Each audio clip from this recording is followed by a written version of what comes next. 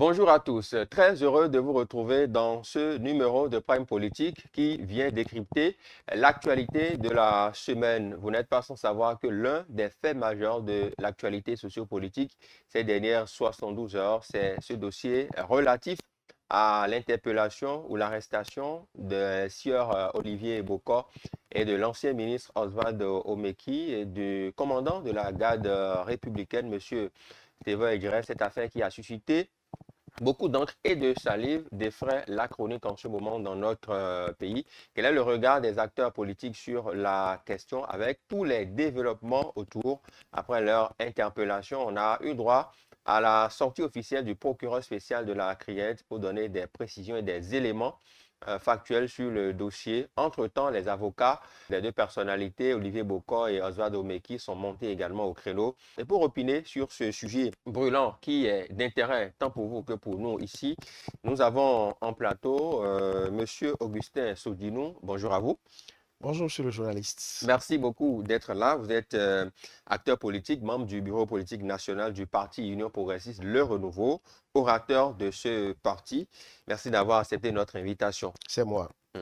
Alors, sur cette affaire, depuis que c'est sorti justement, on va commencer par opiner sur le communiqué qui date de quelques heures déjà hein, de votre parti Union progressiste Le Renouveau.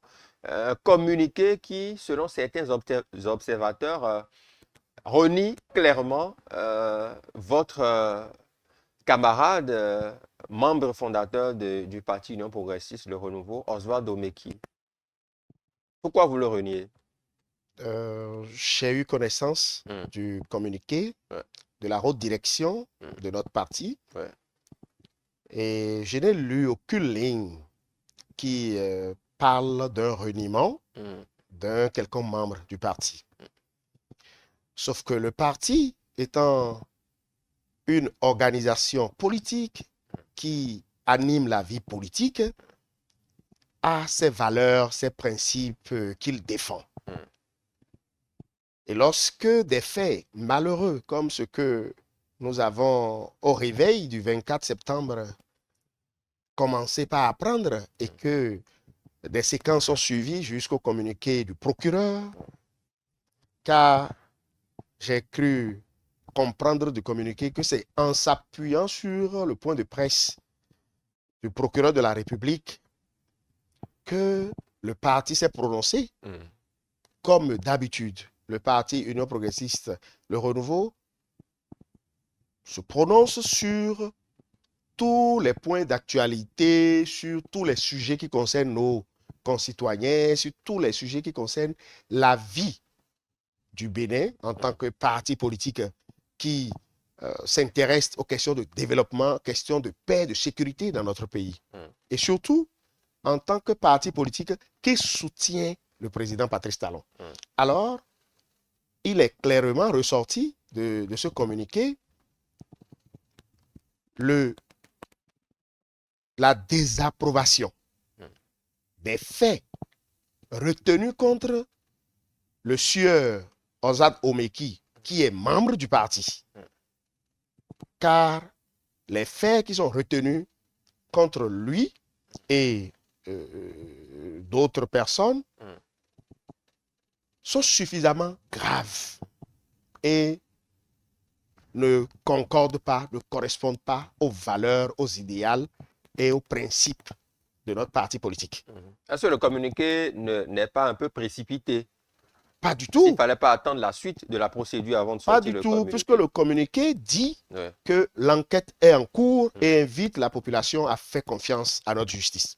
À cette justice qui, jusqu'à ce jour, s'est montrée professionnelle, impartiale et fait vraiment son travail dans les règles de l'art. L'ancien ministre fait-il toujours partie à l'heure actuelle de votre parti, Union progressiste de renouveau? Sans ambages, il est membre du parti. Je n'ai pas une décision du parti qui stipule son exclusion ou son reniement. Non, pas du tout. Mais le parti se doit de marquer clairement que cet agissement d'une personnalité de notre parti ne correspond pas du tout aux valeurs et à l'idéal, aux idéaux Hmm. de notre parti, ni la vision, ni les principes, Le parti ni a les valeurs que d'ailleurs, nous vous défendons. avez Et, d'ailleurs et, profité pour et, réaffirmer votre engagement au chef de l'État. exactement, c'est là où j'en venais. Hmm. Et le parti étant un soutien Hmm. non négociable, Hmm. irrévocable au chef de l'État, alors que de ce que la justice nous révèle de cette affaire, c'était des actions qui devraient porter atteinte à la sûreté de l'État, à un coup d'État, et naturellement, c'est à l'encontre du chef de l'État. Le parti, en tant que soutien, en tant que parti au pouvoir, se doit de se désolidariser, de condamner un agissement, mais Hmm. tout en attendant l'achèvement, tout en attendant les décisions finales de la justice. Et c'est pour ça que le parti demande au peuple d'être serein et de faire confiance à notre justice. L'enquête est toujours en cours car il doit y avoir certainement d'autres complices qui vont certainement être démasqués et Oui. pour que la justice soit faite. Monsieur Augustin Sodinou, on sent déjà hein, que le Parti Union progressiste, le Renouveau, prend ses distances vis-à-vis de monsieur Oswald Meki. Le parti ne prend pas de distance vis-à-vis de qui que ce soit, Hmm. mais le parti se désolidarise. Le parti condamne Hmm. des agissements de ce genre. Vous savez, un parti politique aspire à la gestion du pouvoir central. Mais il y a quand même des procédures, il y a des règles en la matière.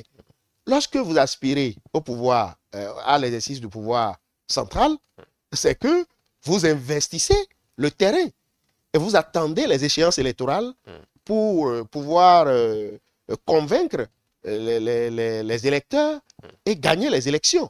Nous ne sommes pas d'un parti où des gens peuvent, par d'autres raccourcis, utiliser les armes ou utiliser d'autres forces pour pouvoir porter atteinte à la sûreté, pour pouvoir perpétrer un coup d'État pour accéder au pouvoir. Ce n'est pas la ligne du parti l'Union progressiste, le Renouveau.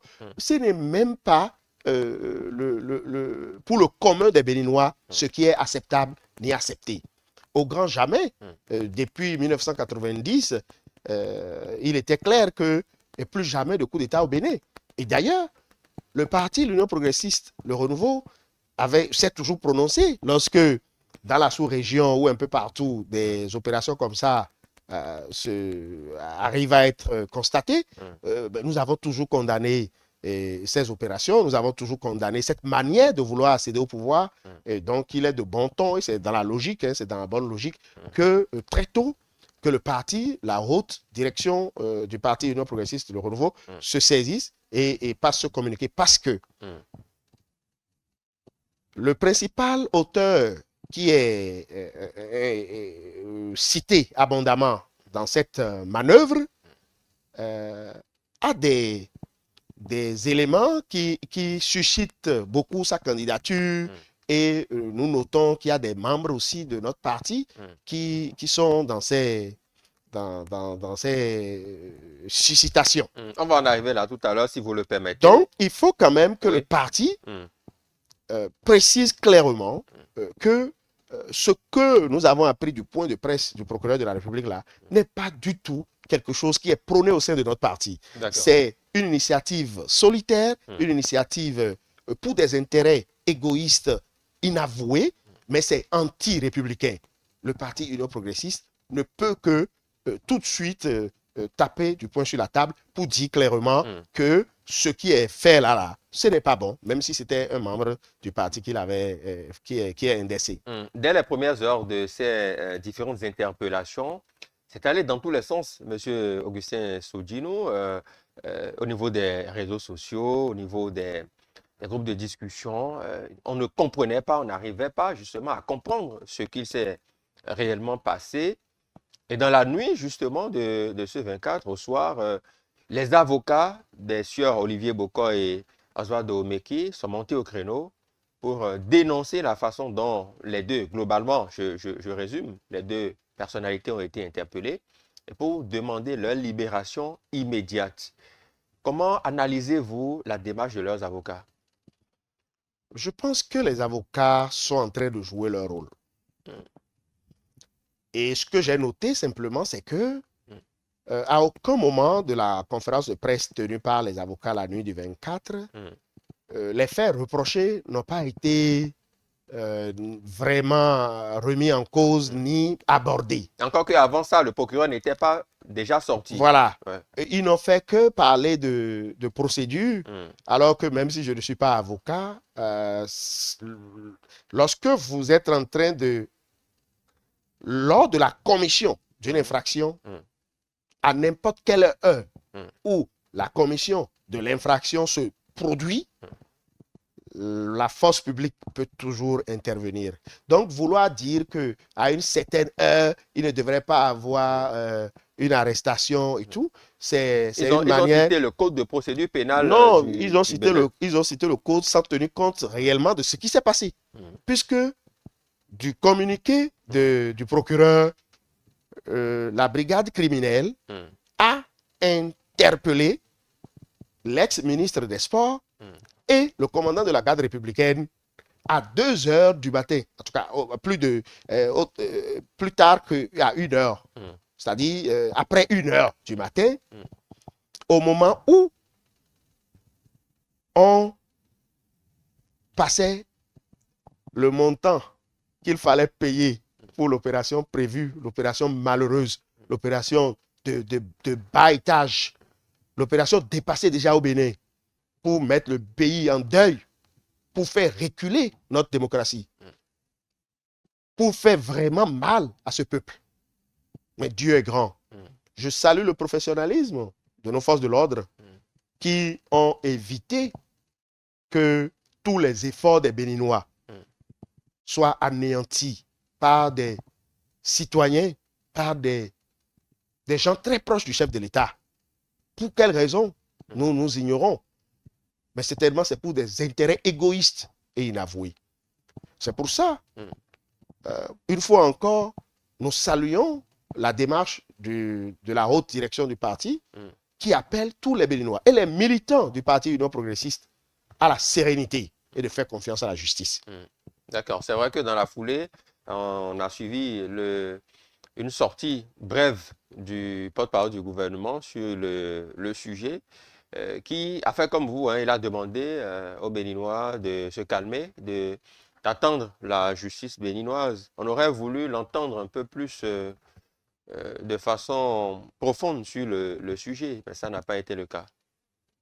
Eh bien, moi, je pense quand même que le porte-parole du gouvernement Mm, a suffisamment donné la position du gouvernement. mm, La position du gouvernement qui est le pouvoir exécutif mm, ne peut être que le pouvoir judiciaire fasse correctement son travail. mm, Nous pouvons être amis hier et qu'aujourd'hui, par des agissements, que chacun soit responsable de ce qu'il a fait. mm. Et les tests de la République ont prévu ces genres de crimes contre la République. Et donc, à l'étape où nous sommes, nous avons suffisamment d'éléments pour condamner à visage découvert. Même si nous nous connaissons, nous sommes des amis, il faut condamner ce qui n'est pas bon. Dans la sortie du procureur spécial de la CRIES, on a vu hein, tout un élément, tout un constitutif d'éléments qui ont été projetés justement pour étayer un peu ce point de presse du procureur spécial de la CRIET. On a projeté les images. Il a parlé d'ouverture d'un compte NCA en Côte d'Ivoire. Il a parlé de 105 millions de francs CFA qui avaient été déjà avancés. Et puis le reste, les 1,5 milliard qui étaient en train d'être remis pour résumer. On a vu la photo des liasses d'argent dans les sacs et tout. On a parlé d'une voiture avec une fausse immatriculation. Quand on déroule tous ces faits-là et qu'on évoque des noms de personnalités bien connues au Bénin et au-delà, pour être très proche du chef de l'État, quel sentiment tout ceci révèle en vous au regard des données avancées par le procureur? Vous savez, ce qui se passe aujourd'hui n'est que l'aboutissement des manœuvres qui avaient les manœuvres pour lesquelles on pouvait s'y attendre. En fait, on pouvait attendre un aboutissement malheureux de ce genre. En ce sens que lorsque on a commencé par voir des suscitations de candidatures, pêle-mêle dans tout le pays, des pasteurs, des trucs et tout, le chef de l'État avait fait une sortie et a dit, nous ne pouvons pas être des promoteurs du système partisan où nous avons envie que ce soit les partis politiques qui produisent désormais les premiers responsables politiques sur le plan national et encourager encore des entreprises solitaires. Il vaut mieux que nous nous concentrions sur des questions majeures de développement, c'est-à-dire la réalisation du programme d'action du gouvernement. Et en son temps, le débat sera fait au niveau des instances habilitées des partis politiques pour la désignation des candidats. Et plusieurs réunions ont eu lieu, au cours desquelles le président de la République a marqué sa position.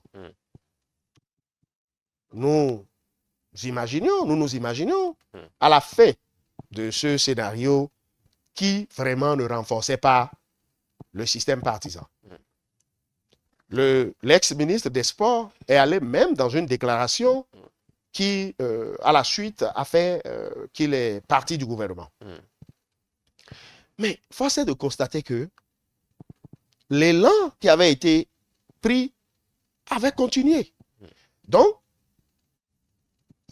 il était quand même normal pour un politicien averti de se dire que les éléments comptent certainement sur quelque chose. Est-ce que c'est mauvais de susciter la candidature d'un Béninois? Il n'était plus normal, ce n'était plus sain dans le contexte où nous avons connaissance du code électoral qui devrait, qui est en vigueur. De ne pas s'appuyer sur un parti politique, de ne pas être issu d'un parti politique et de prétendre être président de la République. D'ailleurs, nous avons suivi des acteurs, nous nous connaissons, qui, malgré qu'ils soient parmi nous, soutiennent à visage découvert qu'on devrait revenir, qu'on devrait aller à la relecture du code électoral. Car visiblement, ils se rendent compte que ce code renforce le système partisan et cela n'encourage pas et cela ne facilite pas les choses pour leur initiative solitaire et personnelle. Alors, donc, tout acteur politique averti devrait s'attendre à ce que, mais s'ils n'ont pas les moyens d'aller sans les partis politiques et y continuer à foncer, sur quoi est-ce qu'ils comptent réellement? Donc, l'un dans l'autre, on devrait être attentiste, on devrait être plus regardant, en se disant, nous verrons bien ce qui va se passer. Il n'est pas à occulter que lorsque vous êtes un homme averti, un homme prudent, vous devez faire attention d'abord autour de vous, dans vos environnements, environnement immédiat, pour que vous ne soyez pas surpris. Alors, ce qui nous avons appris a été déjoué grâce au professionnalisme des forces de l'ordre du Bénin, que j'ai plusieurs fois déjà salué sur votre plateau, et certainement grâce aussi aux 12 à 13 millions de Béninois qui ont la démocratie dans leur gène et qui ne peuvent plus vivre dans un pays où on monte et on opère des coups d'État pour accéder au pouvoir. Non, ça ne marche plus au Bénin. Au regard des faits, pour ce que les avocats de M. Olivier Bokor, de M. Oswald Omeki avaient dit au cours de leur conférence de presse, c'est que M. Olivier Bokor avait été interpellé alors même qu'il se rendait cette nuit-là au domicile du chef de l'État. C'est ce qu'ils nous ont dit. Alors, donc, quand vous vous rendez chez le chef de l'État et qu'il y a une infraction et qu'il y a un crime aussi grave que ce que nous sommes en train de dire qui vous concerne, donc les forces de l'ordre vont vous dédouaner parce que vous allez chez le chef de l'État. Les avocats, ce que j'ai souligné de chez eux, c'est qu'ils sont en train juste de jouer leur rôle en disant qu'on ne pouvait pas aller dans une perquisition ou bien à une interpellation à une heure. Et je veux bien attirer l'attention des uns et des autres et des avocats là aussi sur le fait que c'est à l'instant où l'infraction est en train d'être commise qu'ils ont été interpellés. Donc ça, il n'y a pas d'heure. Est-ce que celui qui veut commettre l'infraction connaît l'heure pour l'exécuter? Est-ce que vous pensez que la sécurité du pays, il y a une heure où on n'assume pas la sécurité du pays? Non. Si vous commettez, si vous organisez une infraction à X heure, les forces de l'ordre sont en droit de vous interpeller à cette heure-là. Ça, c'est une affaire de... On vous prend la main dans le sac. Cette affaire est une affaire suffisamment claire. Sauf que nous ne pouvons pas nous substituer à la justice de notre pays. Et nous faisons confiance à la justice et nous savons que la justice sera faite. Sera faite à l'endroit du chef de l'État, sera faite à l'endroit du peuple béninois tout entier, qui ne mérite pas cette initiative malheureuse, malsaine, condamnée, condamnable. Dans la déclaration de presse du procureur spécial de la Criette, il est dit, parce que c'est assez long, donc je prends juste un extrait. On dit, des premières investigations, il apparaît que le commandant de la garde républicaine ayant en charge la sécurité du chef de l'État a été entrepris par le ministre Oswald Domeki pour son compte et celui de M. Olivier Bokor à l'effet d'opérer par la force un coup d'État dans la journée du 27 septembre 2024. Donc la date du coup d'État était connue et les choses se mettaient en branle. Alors, quelle analyse vous faites de ça? Oui, ben, je pense que j'ai dit pour un observateur de la vie politique averti, oui. On devrait être dans le contexte que j'avais décrit, on devrait être beaucoup plus attentiste, on devrait être beaucoup plus regardant. Donc, forcément, lorsque nous nous rendons compte que les gens vont au travers les tests qui sont en vigueur, c'est que certainement ils comptent sur autre chose. Et donc, finalement, on a vu que c'était cette planification, c'était cette entreprise de l'ex-ministre parce que le procureur ne peut pas faire son point de presse sans des éléments probants, sans des éléments palpables et concrets. La belle preuve, vous avez vu, on dit la preuve, c'est le rançon du droit. Vous avez vu des éléments manifestes qui ont été exhibés pour prouver à l'opinion nationale et internationale la véracité et le sérieux dans l'organisation pour aboutir à cette opération. Les liasses de billets de banque, le compte qui a été ouvert depuis le 6 août 2024. Le véhicule transportant l'argent, oui. Le véhicule transportant l'argent, propriété de l'ex-ministre, mais avec une fausse immatriculation. Vous avez vu? Et donc, c'est une planification que, Dieu merci, le professionnalisme des forces de l'ordre ont déjoué. Et toujours est-il que tous ceux qui vont entreprendre un coup contre le Bénin au nom de notre Dieu échoueront toujours. Les Bob Dena ont échoué. Les ennemis internes aussi ont échoué. Et ceux qui sont en train de faire ça aussi, pensant qu'ils sont très proches du chef de l'État, ont aussi échoué. Et ceux qui vont encore entreprendre dans le futur aussi vont échouer. Il vaut mieux suivre la procédure, suivre le processus démocratique lorsque vous prétendez accéder au pouvoir dans notre pays. Car les manœuvres, les complots contre le Bénin, que vous soyez proche du chef, que vous soyez loin du chef, échoueront toujours contre le Bénin. Qu'il soit sûr. Lorsque nous disons faisons confiance à notre justice, c'est une manière de dire que les éléments d'appréciation et le professionnalisme de nos juges et magistrats ne font l'ombre d'aucun doute.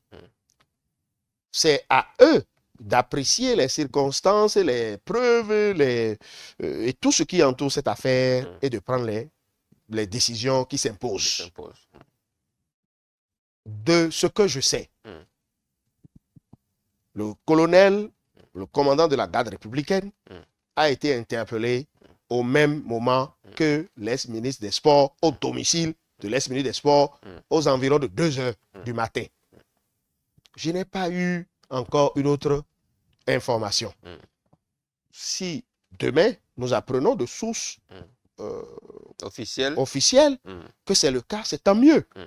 Car nous ne voulons pas que notre pays s'embrase inutilement. Mais ce que nous voulons, c'est que justice soit faite et que des auteurs des actes répréhensifs soient repris et que vraiment, et que le droit soit dit, car ce coup n'est pas seulement contre le président Patrice Talon, Ah bon? c'est contre le peuple béninois. Mm. Que la justice joue son rôle. Mm. Nous, au sein du parti politique, conformément au communiqué de la haute direction du parti, faisons confiance à la justice de notre pays et invitons nos populations à vaquer à leurs occupations, à être sereins, et la justice fera son travail. L'enquête est toujours en cours, il y a encore des complices, certainement. Tous ceux-là seront dans les mailles de la justice. Même s'ils fuient loin, tant qu'ils ont programmé, ils ont participé à un coup contre ce pays-là, non, ils vont payer. La justice fera son travail.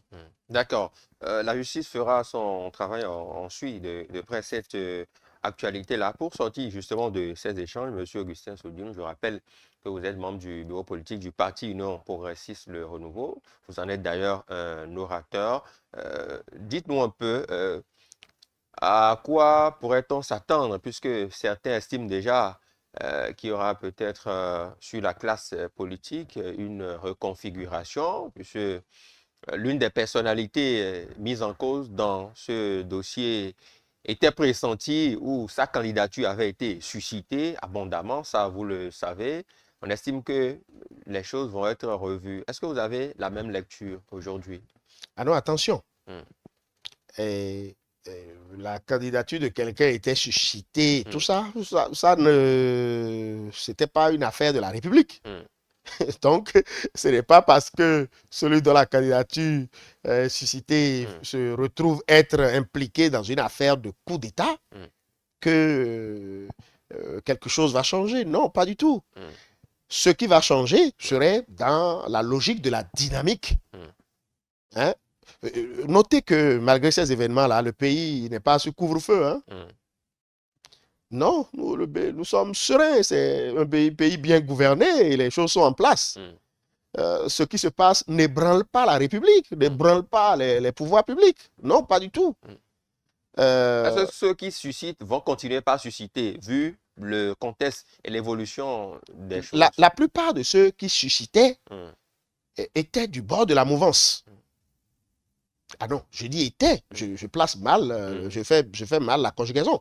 Ils sont de la Ils mouvance. sont de la mouvance, ceux qui suscitaient. Et je suis sûr qu'ils vont se désolidariser. Et ils vont se rabattre sur qui maintenant? Ils vont naturellement rester dans la mouvance. Sur M. Sodine peut-être? Ah ben, si mon parti me désigne, pourquoi pas? Mais moi-même, j'ai un autre candidat. C'est qui déjà votre candidat? Moi, mon candidat, je ne vais pas révéler son nom, mais il est au sein du Parti Union progressiste Le Renouveau. C'est le président de votre parti? Ah ben, si c'est mon président, c'est tant mieux.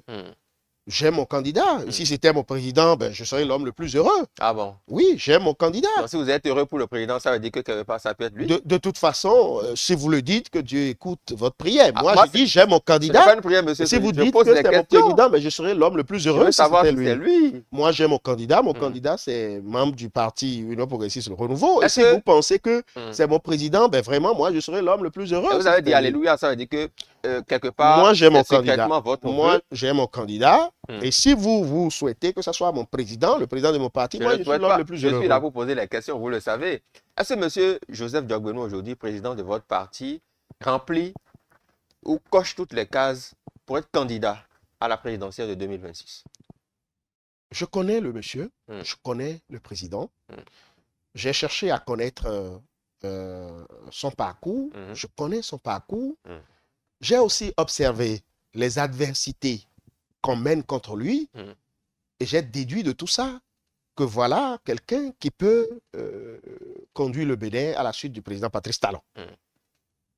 De moi, mon entendement, il est parmi ceux que je pense que si le président Patrice Talon choisit, ben, le Bénin allait continuer dans la même dynamique à partir de 2026 pour continuer les œuvres que le président Patrice Talon a entamées. Est-ce que vous pouvez susciter sa candidature à l'interne de votre parti? Nous sommes militants d'un parti, nous devons observer la discipline, nous devons travailler d'abord à nous rassembler davantage parce que nous sommes une grande famille. Nous couvrons tout le territoire national. Nous avons des sections dans dans tous les 5000 et quelques quartiers et villages qu'il y a au Bénin. Vous avez beaucoup de moyens, suffisamment de moyens Nous avons pour ça. beaucoup de moyens. Mm. Nous sommes prêts. Et aujourd'hui, nous devons nous concentrer sur comment se rassembler, comment se renforcer, comment constituer réellement une famille. Moi, je suis de Havrankou. Je voudrais, quand je vais me mettre dans un village de Bembereke, me sentir chez moi parce que je suis membre du Parti l'Union progressiste, le Renouveau. Voilà ce à quoi nous nous attelons. Et aussi, il faut que nous nous attelons à ce que nous puissions avoir, lors des élections prochaines, en 2026, nous puissions avoir beaucoup d'élus à la base. Au lieu de tout de suite nous concentrer sur seulement la question de la présidentielle, nous nous concentrons sur ce que nous allons avoir plus de 4000, par exemple, chefs de quartier ou chefs de village. Parce que nous sommes le plus grand parti, nous avons les moyens pour le faire. Voilà ce sur quoi nous concentrons.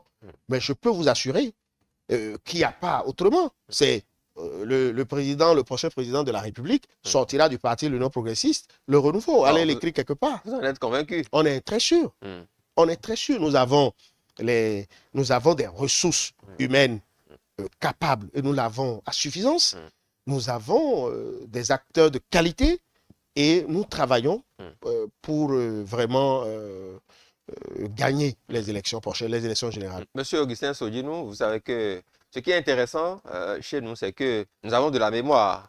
Et en son temps, vous ressortira ces images pour voir si vous avez bien prophétisé. Parce qu'on peut prophétiser et ça peut ne pas arriver. En son temps, nous allons revisiter ces images autour certainement de quelques verres de champagne. Autour du nouveau président. Par la grâce de Dieu. D'accord. Alors, monsieur Augustin Sodinou, on est pratiquement au thème de cette émission. Un mot à l'endroit de vos militants, de vos camarades du Parti Union progressiste Le Renouveau. On a écumé cette actualité brûlante, cette actualité de l'heure. On connaît officiellement maintenant ce qu'il s'est passé suite à la déclaration de presse du procureur spécial de la Criette. En attendant la suite de la procédure, quel est votre message à l'endroit de ceux qui vous suivent en ce moment? Vous savez, il y a certains événements qui surviennent dans la vie et qui vous font mal dans votre chair, au plus profond de vous-même. Nous savons qui est l'ex-ministre des Sports. Et nous savons qui il est aujourd'hui et grâce à qui il est arrivé à ce niveau. On ne peut pas citer le nom de l'ex-ministre dans une manœuvre de ce genre contre le président Patrice Talon. Humainement, ce n'est pas bon. Quelqu'un ne peut pas nous sortir de l'ornière, de l'anonymat, et que nous devenions quelqu'un, et que par la suite, nous soyons de près ou de loin. Je n'encourage personne à le faire. Que ce soit sur le plan, comment on appelle, des affaires politiques ou bien dans la vie quotidienne. Ni dans le monde professionnel ou dans une famille ou quelque endroit que ce soit. Vous ne pouvez pas être cité parmi les gens qui veulent aller contre celui-là qui vous a prêté main forte. Ah, ça, la nature a ses règles. À l'endroit des militants de la mouvance qui soutenaient M. Olivier Bocco, qui malheureusement aujourd'hui s'illustre négativement dans cette manœuvre, nous appelons tout le monde à la sérénité. Ayons confiance en la justice de notre pays. Vouloir accéder au pouvoir est une noble ambition. Mépriser les tests en rigueur n'est pas du tout à encourager. Que la mouvance se resserre les coudes, que ceux qui s'illustrent dans des actes de ce genre soient jugés avec la dernière rigueur des lois et tests en vigueur, et que le peuple béninois, le peuple vaillant béninois, continue de vaquer à ses occupations, surtout en ces temps où c'est un peu difficile sur le plan économique que les gens ne se laissent pas distraire par des commentaires, par des interprétations qui n'ont rien à voir avec la réalité et avec le professionnalisme de notre justice. Que nous puissions être focus sur des objectifs individuels et communs et que vive le Bénin, vive la démocratie béninoise et longue vie au président Patrice Talon, que nous aimons beaucoup. Merci beaucoup. C'est Ce moi. sera votre mot de fin. Monsieur Augustin Soudjinou, vous êtes acteur politique, membre du bureau politique national du Parti Union Progressiste Le Renouveau, orateur de ce parti, bien évidemment. Vous avez été mon invité dans le cadre de ces échanges. On a écumé, vous vous en doutez bien, cette actualité brûlante relative aux arrestations des sieurs Olivier Bokor et Oswald Omeki. Merci de nous avoir suivis. Au plaisir de vous retrouver la semaine prochaine avec une autre thématique, toujours en place avec un autre invité.